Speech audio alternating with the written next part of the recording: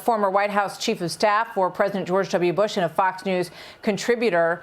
Karl, good to have you here. I know one of the things that goes through people's minds when they look at all of this evidence that continues to come out day after day is, well, we've seen this before and nothing happens. And there are some calls for a special counsel. I know the Oversight Committee wants to handle this themselves, at least for now, but they can't. How much teeth does their investigation actually have to do anything here?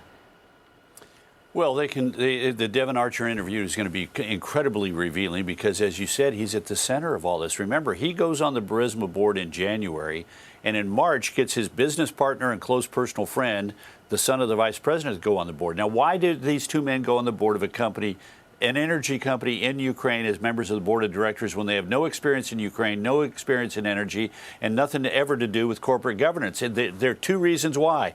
Devon Archer is the longtime associate of the then Secretary of State John Kerry, a political bagman for him, and Hunter Biden is the son of the sitting vice president of the United States.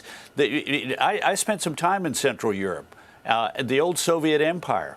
If you had trouble in Warsaw or Prague or Kiev with the central government, you hired an American because you wanted to send a signal, don't screw with me. I've got muscle in Washington, D.C. And what better muscle than the longtime aide to the sitting Secretary of State and the son of the vice president?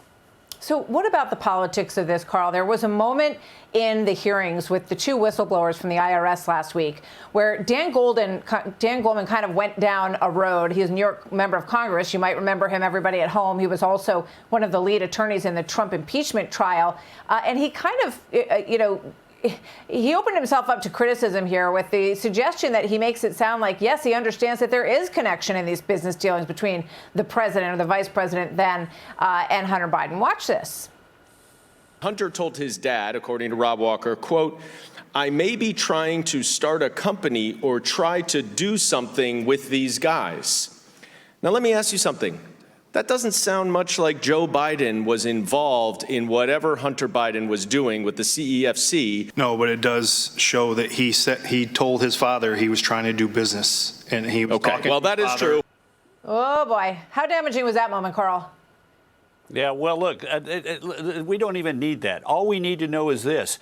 Do you think the Obama White House was unaware of the problem presented by Hunter Biden and Devon Archer going on the board? It became an item in the fall of 2015, I think it was, when the vice president went over to lecture the Ukrainians about corruption. The real interesting question is, did anybody on the Obama White House staff, particularly, say, National Security Advisor Susan Rice, were they sent to talk to the vice president and say, this is creating an image problem for us? You're in charge of fighting corruption in Ukraine, encouraging them to do it, and your son is part of a corrupt company. I cannot imagine that didn't happen, that somebody inside the White House didn't have words with the vice president about how sleazy this looked, and it is sleazy.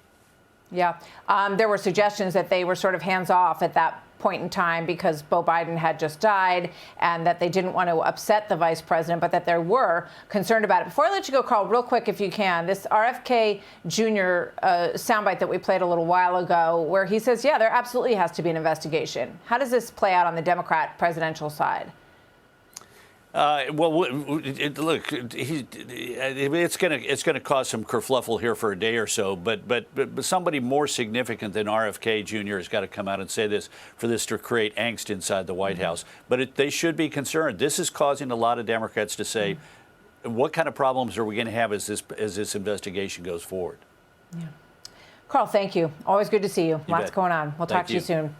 Hey everyone, I'm Emily Campagno. Catch me and my co-hosts Harris Faulkner and Kaylee McEnany on Outnumbered every weekday at 12 p.m. Eastern, or set your DVR. Also, don't forget to subscribe to the Fox News YouTube page for daily highlights.